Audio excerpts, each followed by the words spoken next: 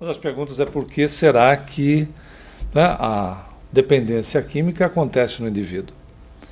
Uma das informações, quando nós, claro, estendemos os aspectos olhando ao quadro do espírito, seriam as tendências que o espírito traz. Isso é uma verdade, porém em parte. Ela é uma verdade, mas ela não é absoluta. É óbvio que nós temos que respeitar a condição do espírito que, reencarnado, tendo passado por qualquer experiência dessa natureza, em se aprofundar e tendo profundidade nessa experiência em outra existência, pode, com certeza, trazer tendências aonde a vinculação a determinado produto se dê de uma forma muito mais rápida.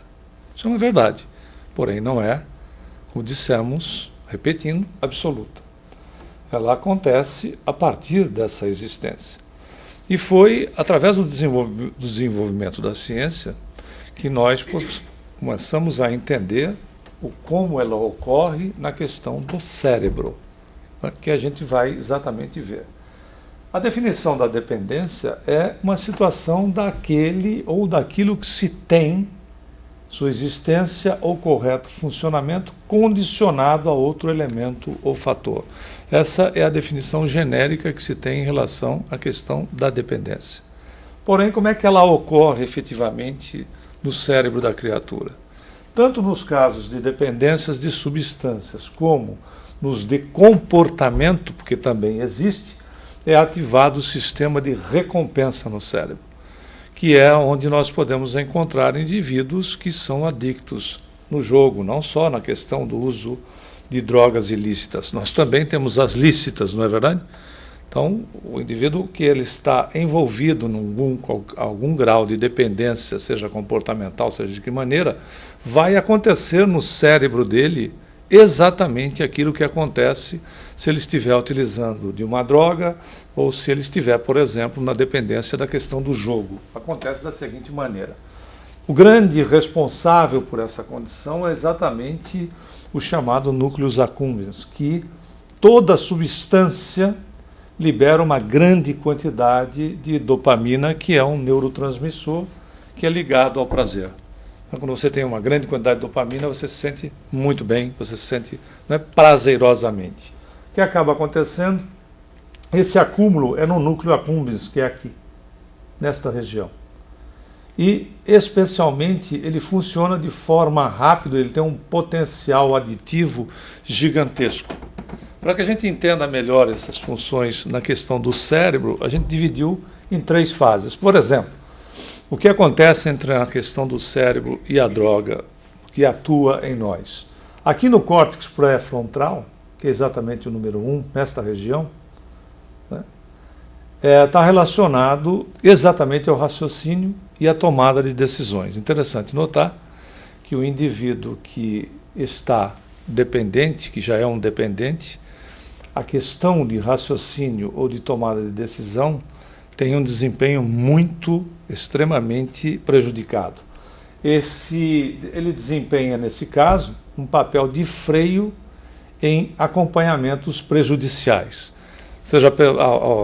Não é incomum nós encontrarmos relatos de indivíduos que se tornaram soro positivo porque usaram a agulha daquele cidadão que se era sabido soro positivo. O desespero é tamanho e, dado esta condição da necessidade, que a gente já vê como é que funciona, ele perde a noção do perigo que ele está sendo submetido. E, por vezes, mesmo sabendo que o indivíduo que acabou de utilizar da agulha é soro positivo, ele usa pela necessidade que a ansiedade causa e por ele estar, a cada vez mais, à medida que se usa do produto, seja de que natureza for, né? A gente está falando de uma droga que pode ser pesada, pode ser um outro tipo de substância. A capacidade dele de raciocínio, de risco, é muito reduzida. O que acaba acontecendo? Porque as drogas prejudicam a função dessa região. No caso dos comportamentos aditivos, né, seja álcool, seja o que for, acredite-se que essas pessoas já possuem algum dano nessa parte do cérebro e também afetando o perispírito. Então, significa dizer o seguinte: nós não estamos restritos à questão do cérebro físico ou do corpo físico. Nós vamos vincando o perispírito, vamos vincando o corpo que nós nos manifestaremos no plano espiritual, mesmo estando encarnado. Quando nós saímos do corpo no processo do sono, nós somos revestidos por aquele corpo que se denominou perispírito. Porém, ao redor do mundo, desde a mais alta antiguidade, existem mais de 48 denominações. Nós encontramos no Antigo Egito denominação a respeito de perispírito, etc. O que acaba acontecendo em relação a isso é que esses corpos, eles não estão, o nosso corpo físico do perispírito, não existe uma separação gigantesca. A ligação é de natureza molecular. O que nós impomos ao corpo físico está se refletindo diretamente, atomicamente, no perispírito.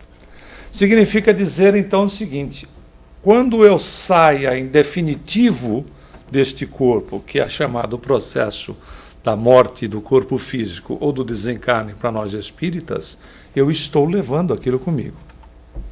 Eu estou com o cérebro no perispírito comprometido. Eu não preciso desencarnar para ter uma relação de vida já comprometida. Ao sair do corpo, no desdobramento natural, que nós acabamos de falar, que é no sono, eu tenho as mesmas dificuldades, a criatura tem as mesmas dificuldades que se encontra quando ela está se expressando no processo da vigília, ou seja, quando ela está acordada, essa questão das decisões já se mostram prejudicadas quando ele sai do corpo no processo natural do desdobramento do sono.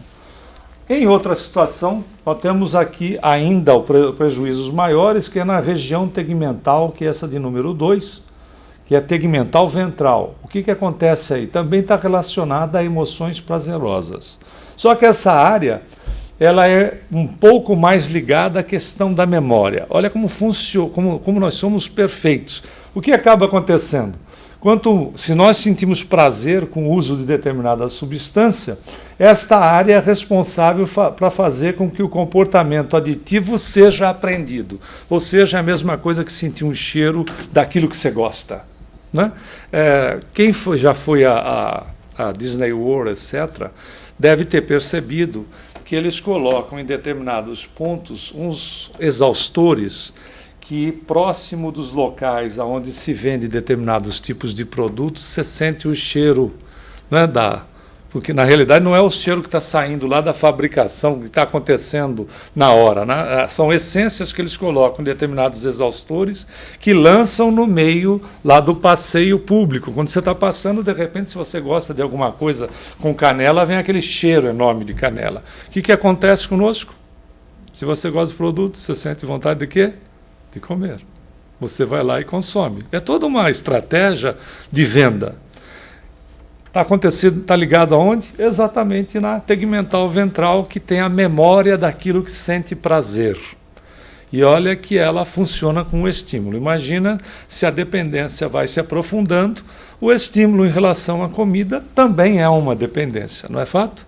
Tem gente que não come para viver, vive para comer. Também se criou exatamente essa estrutura, está se comprometendo, onde o organismo do indivíduo também está sendo comprometido. E, finalmente, esta condição, né, que a gente já começou com ela, que é do núcleo accumbens, que está ligado à avaliação de recompensa e ao sentimento de prazer. Acaba acontecendo quando a dopamina é liberada em grande quantidade, como a gente já viu, é um neurotransmissor.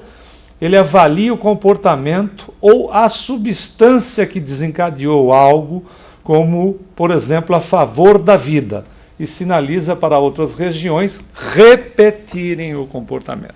Então, significa dizer que nós não estamos vinculados àquilo pura e simplesmente que fomos.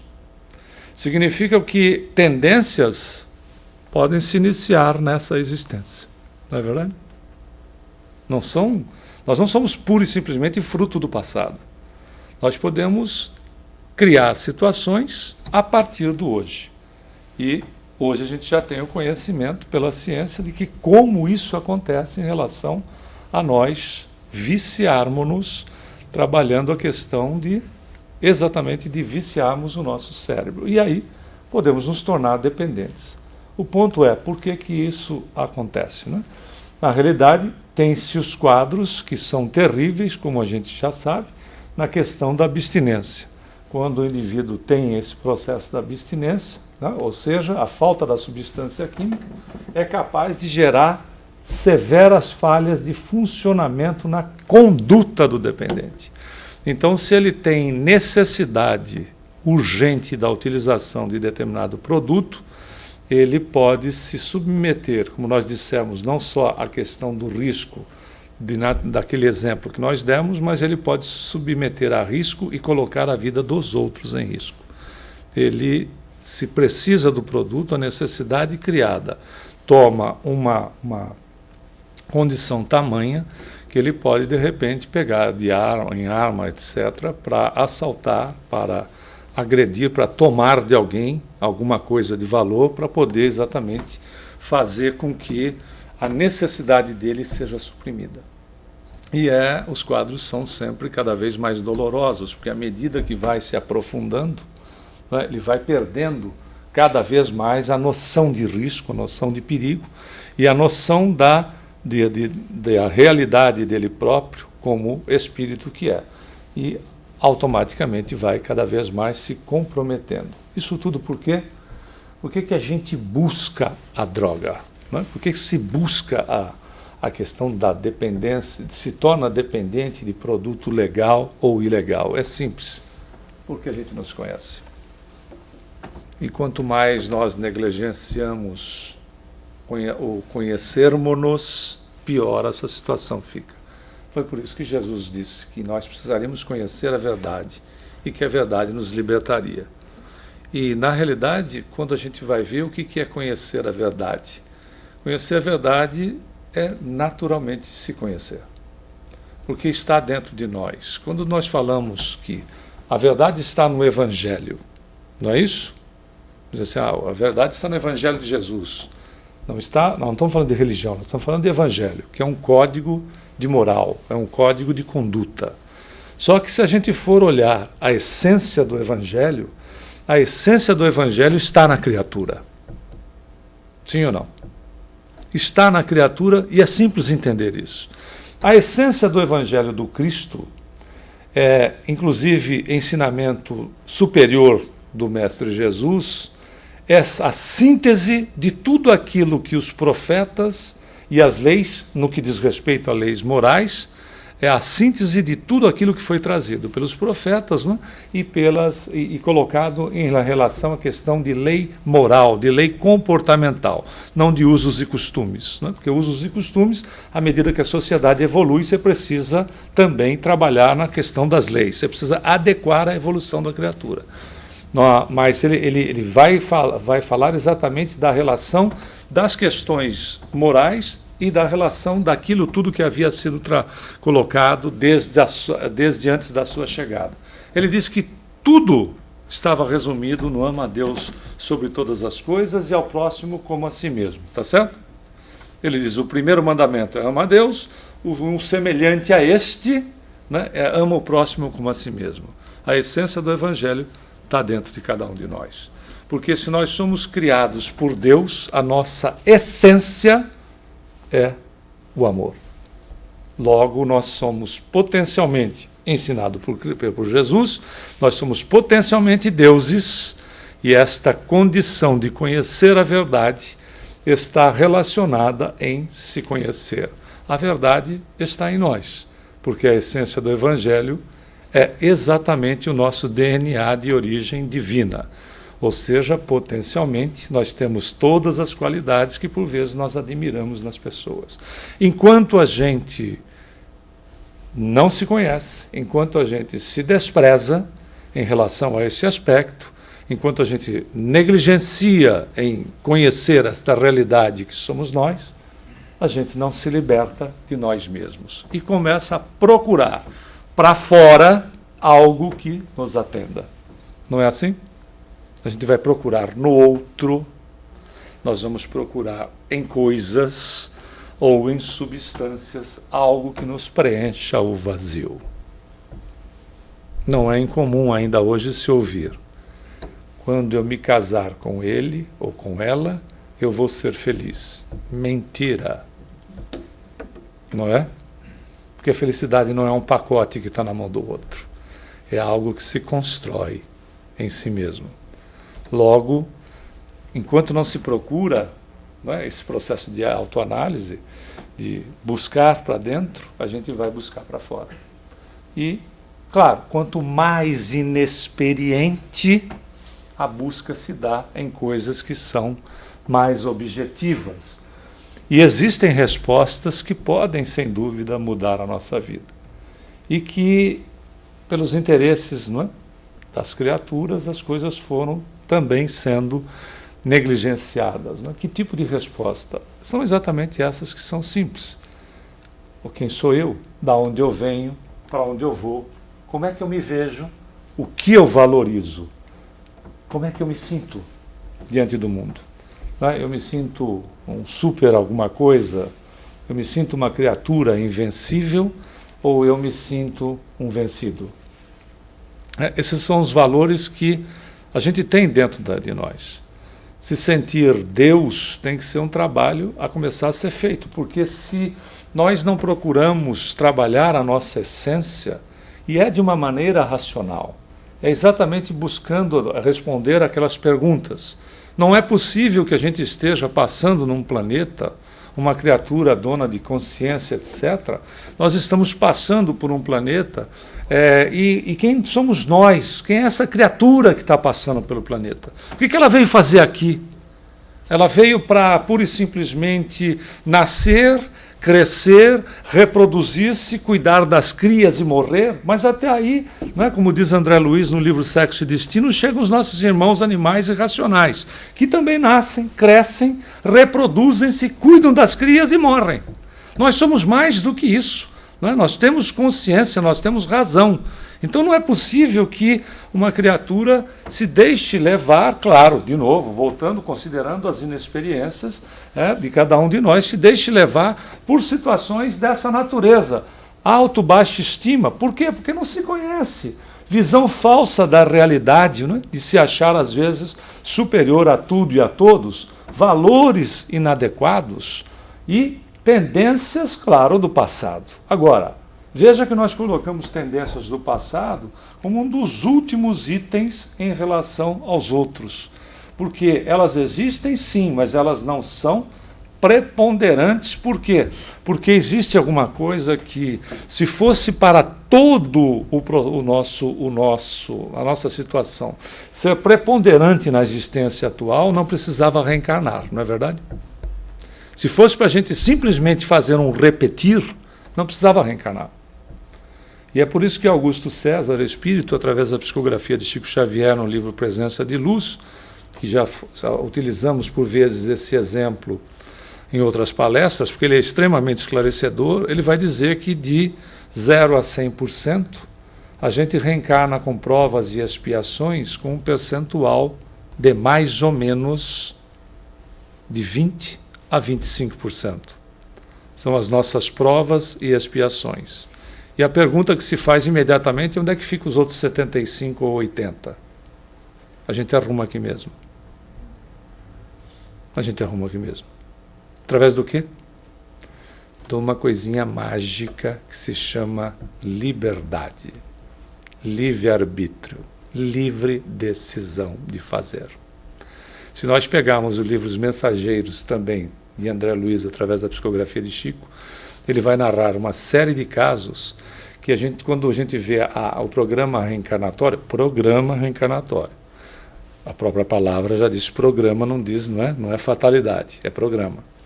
Nós vamos verificar que existem 3, 4 pontos importantes na programação reencarnatória de qualquer espírito neste planeta. Por exemplo, a questão de que se vai casar ou não, situação número 1, filhos, etc., pontos importantes.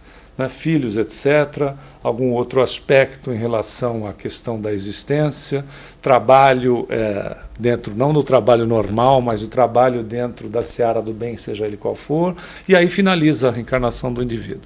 Então são 3, 4 pontos de suma importância. O restante são situações, porque ninguém é máquina para para fazer uma programação onde tenha que ser dia a dia, minuto a minuto.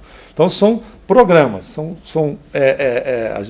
situações que podem efetivamente nos estimular, pode nos provar, não é? Vai exigir para que a gente se movimente de uma maneira objetiva na vida. E aí a gente chega aqui, podendo a qualquer momento, e lá são os casos narrados, que a liberdade de escolha faz alterações gritantes, fazendo com que o indivíduo se comprometa em coisas que ele não precisava. Naturalmente, essa situação continua, não? A visão distorcida, por exemplo, da realidade, pode gerar vazio existencial, revolta na criatura, culpa, desespero, sensação de abandono, frustração e ansiedade e medo e insegurança.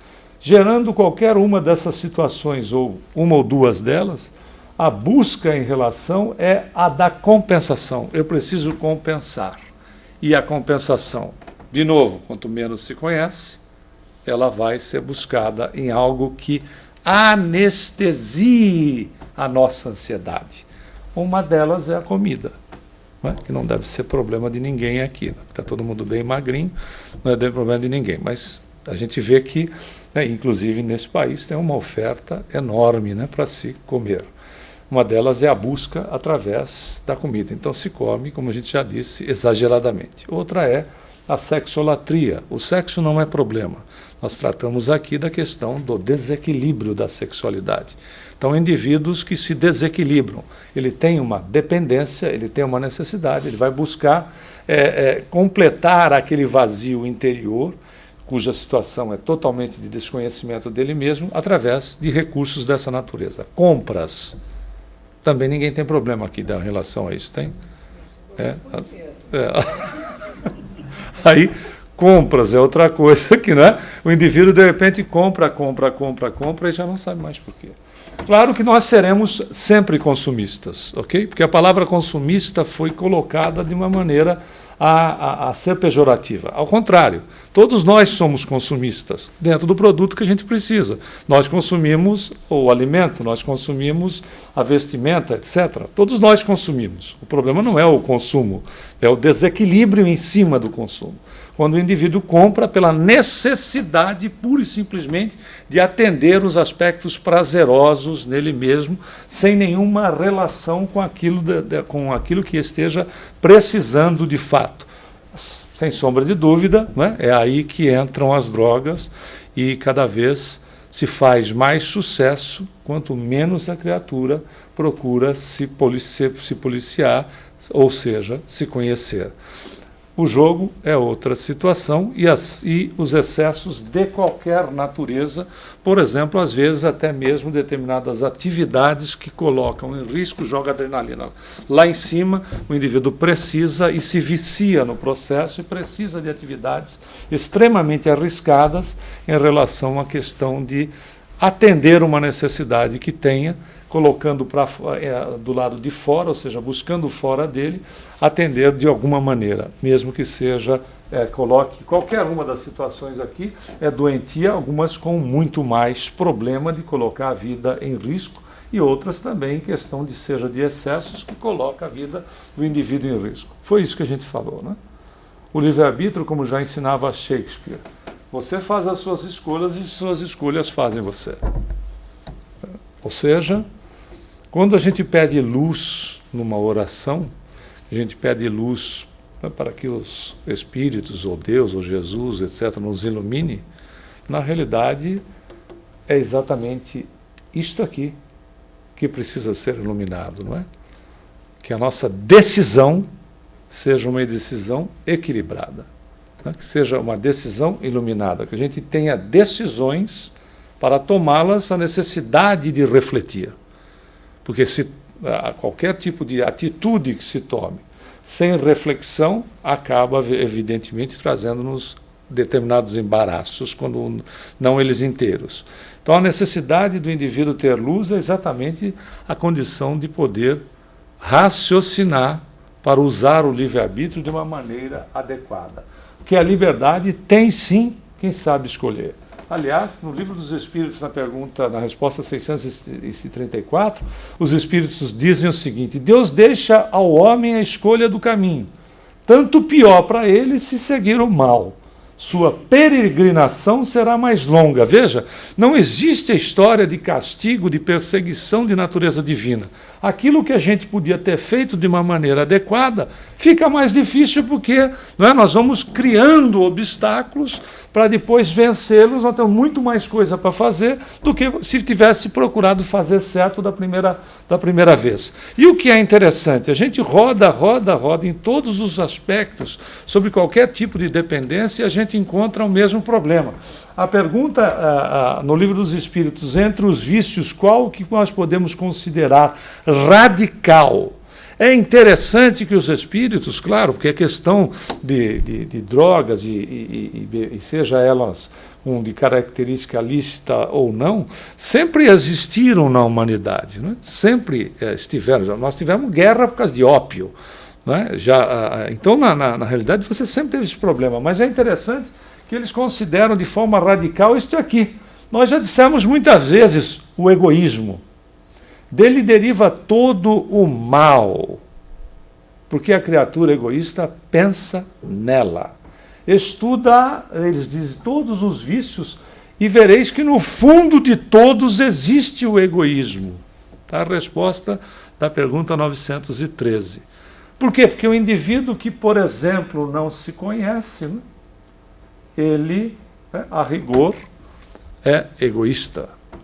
Ele cuida da vida dele. E o egoísta, na pessoa que se utiliza da droga, ela não pensa na família, não pensa na sociedade, né? E usa de certas desculpas que o próprio Rui Barbosa matou em relação a isso, diz assim: mas se a sociedade não pode igualar os que a natureza criou desiguais, cada um nos limites da sua energia moral, ou seja, nos limites da sua energia moral, pode reagir sobre as desigualdades nativas pela educação, atividade e perseverança. O indivíduo que se droga não pensa na família, porque ele é um egoísta, não pensa na sociedade, ele pensa em cuidar do problema dele. François Fenelon, que viveu neste período, diz o seguinte: a educação, se for bem compreendida, será a chave do progresso moral. É aqui que quebra a estrutura de que nós não passamos de tendências. Porque, na realidade, quando a gente reencarna, de 0 a 7 anos, mais ou menos, né, a educação faz a diferença na vida da criatura. Uma criatura que receba uma educação, e nós estamos falando de educação de 0 a 7, a coisa vai acontecer aonde? Dentro de casa.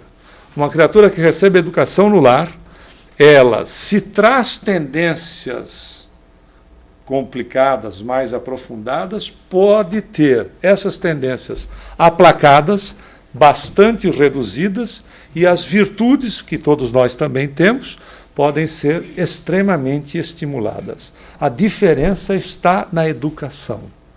Quando não se investe na educação, neste período, você pode ter um monstro a partir dos 7 em diante, porque ele, se não tiver nada que tenha segurado tendências e estimulado virtudes, ele está exatamente do jeito que ele veio. E aí, naturalmente, né, enquanto não se tiver o investimento dentro da educação, porque se nós formos analisar a questão do Evangelho de Jesus, nós excluímos qualquer aspecto da religião, porque o próprio Jesus não tinha nenhuma, e nós vemos ali, claramente, um código, aliás, uma questão de educação. Jesus, na verdade, era um grande educador. O Evangelho do Cristo nada mais é do que um processo ou um código educacional, que visa educar a criatura a viver bem com ela mesma e ela com o semelhante, através de considerar o outro como uma verdadeira ponte para a ligação com Deus. Por isso que Jesus, inteligentemente, 2000 anos antes, sabendo que a gente não racionalizaria Deus né? Até então, porque a gente define Deus, mas não sabe racionalmente o que é, ele fez uma definição que foi, trouxe um ensinamento que foi fantástico. Né? Se você não racionalizar Deus daqui 2000 anos, não, ele poderia ter dito isso, mas não disse. Você racionaliza o próximo, então você ama Deus sobre todas as coisas. Racionalmente você sabe quem é o próximo. Igual a esse mandamento, ama o próximo como a si mesmo. Ponto. Deu exatamente uma relação da educação que ele trazia. Quais são as razões do uso, né, da droga? Curiosidade, limitação, imitação, exemplo recebido, às vezes pelos próprios pais, pressão do grupo, né, que acaba, se eu não fizer, eu vou ser deslocado do grupo, se eu não aceitar o que o grupo que eu estou participando faça, estímulo da mídia, né, por vezes colocando determinado produto como se levasse o indivíduo ao sucesso, e busca de sensações novas, ou então para fugir da realidade. Como é que isso acontece? Tem um esqueminha para se chegar a essas situações como um todo. Qual é o caminho, né, e o abuso e a dependência? Os estímulos externos, alguns deles que a gente já falou, a questão da propaganda, educação nas escolas, a mídia, pressão do grupo e exemplos, né, foram aqueles que nós trouxemos, que vai gerar exatamente os estímulos internos, onde nós temos a curiosidade, pressões emocionais, todos nós temos, né, inibições ou até talvez a timidez, e o produto libera. Por vezes o indivíduo vai numa festa e diz assim, se eu não tomar uma dose ou duas, eu não me libero. Aí eu tomo uma dose ou duas e eu me libero. Então ele faz uma associação, o cérebro dele faz uma associação, porque há uma descarga de dopamina toda vez que eu preciso me liberar, preciso beber. Ou eu preciso usar determinada substância, eu preciso tomar determinada atitude. E a questão da quebra de regra, para sair daquela situação que eu estou, de repente, não é, ao utilizar determinado tipo de produto ou substância, faz com que eu quebre regras, não é? Eu até agrida mesmo a sociedade. Isso leva ao quê? As facilidades também de acesso, não é? Preço e taxação. A gente sabe que os preços são possíveis, porque senão nós não teríamos uma cadeia tão gigantesca de consumidores. Fora isso, pontos de venda que a gente encontra em qualquer lugar, aonde a gente quiser. A gente encontra algum fornecedor. A questão de cultura influenciando, ou seja, extrema liberdade sem controle, e o fator idade também é considerável. Quanto menos experiência, não quer dizer que o adulto, a pessoa que tenha mais idade, tenha, não é, mais capacidade do que o jovem, não é isso. Mas quanto menos idade, a influência é muito maior. Não é? O indivíduo está ainda muito, ele está muito à vontade em relação às questões da pressão que ele pode receber do grupo, ou principalmente as pressões emocionais da mudança que ele está tendo. Por exemplo, no momento da adolescência. Isso vai levar ao quê? Aspectos orgânicos, quanto mais jovem, maior tolerância, os benefícios que se tem em relação às questões, né, de desinibição e tudo mais, e também existe a questão da hereditariedade. Claro, a gente considera a questão da hereditariedade em relação ao fato desta dependência, não considerando-se que semelhante atrai semelhante. A gente reencarna no grupo que nós somos afins. A hereditariedade está ligada à questão da afinidade do espírito com quem ele reencarna, com quem ele se relaciona. Isso leva exatamente à questão do abuso ou da dependência. Esse é um quadro que acontece. Como é que isso pode ser visto? É com simplicidade que a influência é através, não é, é o meio que através do tempo ocorre. No período de 0 a 10 anos, os pais são heróis. Do período de 10 anos, mais ou menos aos 20, os amigos são os heróis e decresce essa curva em relação à questão dos pais. Os pais deixam de ser heróis mais ou menos por aqui. Não é uma realidade na vida de cada um de nós? Os pais são heróis até aqui. Depois os amigos ganham uma influência enorme. E dentre este período aqui, a noção do perigo chega a ser próximo de zero. O indivíduo acha que não vai acontecer com ele. não é? Eu não vou ser soro positivo, eu não vou me viciar, porque quem manda no vício sou eu não tenho problema, tem problema o outro. Só morre o vizinho, até a hora que a gente é vizinho de alguém. Não é verdade? E a gente vira comentário do vizinho. O que faz diferença aqui, neste ponto? Mesmo, claro, que isso vai acontecer, é muito óbvio. Qual é a diferença que faz para que isso não tome uma proporção enorme e não comprometa o indivíduo? Roda, roda, roda é a questão da educação. Se tiver base, esta influenciação, ela existe, mas ela não tem uma característica primordial. Quanto menos base, maior influenciação. Logo, maior influenciação, maior esta questão de risco que se encontra principalmente dentro dessa faixa etária. Não quer dizer que para cá também não aconteça, porque, como nós dissemos, nós somos livres para escolher. Então, nós podemos implementar situações a partir do hoje. Efetivamente, o que a gente não pode esquecer é o lado espiritual da dependência. O que acaba acontecendo? Como já dissemos a princípio, lesões no perispírito, né? Que a gente vai, aí sim, implemento nessa existência e já estou levando como tendência para a próxima. Que por mais que eu tenha auxílio, ajuda, educação, etc., eu tenho riscos, os meus riscos aumentam. Eu tenho um percentual de risco aumentado. Se eu podia sair daqui sem eles, eu já chego numa outra existência, e mesmo no plano espiritual, eu não preciso chegar na outra existência. Eu já saio do corpo e eu tenho riscos acentuados, causando, por vezes, obsessões de espíritos para conosco e de nós para com espíritos, em relação a nós nos tornarmos obsessores, porque a questão do desencarne, não só necessariamente, a necessidade que se tem do produto, porque o fato de sair do corpo físico, a gente lembrou no processo do sono, né, no desdobramento natural, não muda a condição que o indivíduo se encontra. Não mudando a situação, se o indivíduo sai do corpo, tendo necessidade da utilização da droga, o que vai acontecer? Ele não vai obsediar ninguém porque ele quer o mal da pessoa. Ele simplesmente procura alguém que possa lhe fornecer energeticamente as questões da energia, da substância que ele tem necessidade. Ele se torna um vampiro. Mas não por uma questão de que ele tenha algo contra alguém. Pura e simplesmente ele vai se associar por uma questão de necessidade. Quando você está morrendo afogado, se você está entrando para morrer afogado, qualquer tábua que jogarem serve.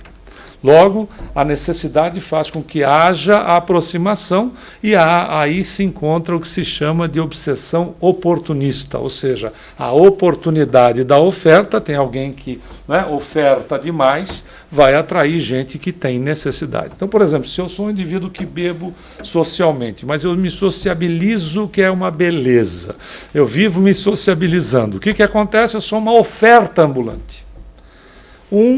Um alcoólatra que desencarne, ele não tem nada contra mim, tá certo? Ele tem uma necessidade, e eu sou um tonel andando. Pronto, está feito a ligação. Ele tem a necessidade e eu sou a oferta que está. Por isso que, se nós formos reparar, já percebeu que quase ninguém bebe sozinho? Se vai para um bar, via de regra, acaba atraindo pessoas, né? É óbvio, porque é interessante. Isso, quando se desencarna, também acontece com a maior naturalidade. A gente não está querendo botar medo em ninguém. Aqui não quer dizer que você vai tomar uma taça de vinho, né, no jantar, alguma coisa, que vai ter todos os espíritos esperando. Ele vai beber. É agora! E aí pula todo mundo em cima. Isso é uma falta de coerência total. Né? Nós estamos dizendo numa questão onde o indivíduo está dependente. Agora, o cuidado a dependência ela pode acontecer nos mais diversos graus. Tem o alcoólatra de final de semana, tem o alcoólatra do todo dia, tem o alcoólatra só de uma pequena quantidade, tem o alcoólatra da grande quantidade. Quer dizer, ou seja, não significa que a condição esteja ligada ao fato do indivíduo andar alcoolizado. Significa a questão de cadência. daquilo que acontece. Chega uma hora que a pessoa não consegue mais viver sem. E aí, óbvio, que não há um comprometimento só na questão espiritual. A gente não é para ter medo de espíritos. É só, se a gente tem que temer alguém, é temer nós mesmos, daquilo que nós somos capazes de nos fazer. Não é verdade? Com a nossa liberdade de escolha. A gente não precisa temer ninguém. Porque, na realidade, a única pessoa que pode nos fazer felizes, feliz ou infeliz, somos nós mesmos. Então, para que a gente não tenha receio, a gente precisa se conhecer, né, e utilizar disso aqui, ó, da vontade, que é a alavanca do progresso, e quebrar este triângulo, que é o triângulo da auto-obsessão. Ou seja, vive-se no passado com os ressentimentos daquilo que aconteceu. Não estamos falando de uma existência anterior, a gente pode estar falando dessa existência mesmo. Tem um monte de gente que vive ressentida em relação à questão de situações que já foram. Obviamente, quando a gente cria esta situação dentro do passado, o ressentimento que não desaparece em relação ao passado, no presente a gente sente raiva daquilo que passou. Não é isso? O problema que está lá atrás, pode estar na infância, coisa do gênero, que a gente se ressente ainda, nós sentimos o quê? Raiva, ódio no presente daquilo que a pessoa nos fez. E automaticamente, em relação ao futuro, como a gente vive dentro desse processo, a gente tem medo em relação ao futuro. Por quê? Porque falta confiança, porque se vive ligado aqui, cultivando uma estrutura que nos consome no presente e o futuro passa a ser incerto, logo se tem medo do futuro. Quando a gente faz o processo da autolibertação, a gente aceita que o passado já foi. Não dá mais para você voltar lá e mudar. Então, bota uma pedra em cima nessa situação, por isso que Jesus fala mais de 470 vezes a palavra perdão no Novo Testamento. Por quê? Porque tem que se quebrar essa estrutura aqui. Aquilo que já foi não tem jeito da gente querer agora, não é? Não, mas se eu fosse assim, se eu fosse assado, se eu fosse daquele jeito, se eu tivesse o conhecimento que eu tenho hoje, tudo isso em relação ao passado é querer ser masoquista, é sofrer com maior nível de conhecimento. Então tem que se fazer, dar uma finalizada nisso aqui, e aquilo que foi se aceita a ponto. Para que se a gente possa, dessa maneira, se libertando disso, possa viver a realidade que nós somos no presente. E aí a projeção para o futuro é a esperança. Quando a gente cultiva esse aspecto, aniquila isso porque isto já foi. Aceita que se foi duro, já foi. Se foi bom, também já foi. Não é verdade? O passado já foi, o futuro sendo subjetivo, então o que a gente precisa fazer é trabalhar no presente. Porque trabalhando no presente com confiança, desenvolvendo isso que nós somos, que é o amor, a gente cria esse processo de esperança para o futuro. Foi e entendendo definitivamente que Jesus não nos abandona, que Deus não nos abandona. Por isso que ele disse que, o Davi, no Salmo 23, no Velho Testamento, disse: o Senhor é meu pastor, nada me faltará. Ou seja, nada falta para a criatura que sabe que o pastor cuida das ovelhas, o pastor dá de comer, dá de beber, ou seja, o pastor não deixa faltar absolutamente nada, desde que a gente naturalmente tenha confiança em nós mesmos e confiança nele, porque ele, acima de tudo, é Pai. E como o próprio Jesus nos ensinou, quem dentre vós, fazendo uma pergunta para nós, porque essa pergunta ressoa até hoje, se o filho lhe pedir pão, lhe daria uma pedra, ou se o filho lhe pedisse um peixe, lhe daria uma serpente. Aí ele completa dizendo: nem vós fazeis isso aos vossos filhos, que dizer Deus. Ou seja, nos chama a questão da lógica, racionalizando esta questão, de que as criaturas que nós amamos, nós fazemos o melhor. Se isso está no micro que nós somos, que dizer Deus que está no macro, não fará por aquilo que nós precisamos, daquilo que nós necessitamos, ele vai deixar de nos atender. É exatamente esse o aspecto. Por quê? Porque Ele é Pai, porque Ele nos ama, porque efetivamente, se nós buscarmos nele atender às nossas necessidades, os aspectos que estão aí à nossa disposição e estão de todos nós, né, os aspectos exteriores que nos são ofertados, as coisas que possam nos ser ofertadas, têm um valor secundário em relação ao fato de nós vivenciarmos a realidade que somos como espíritos. Muita paz.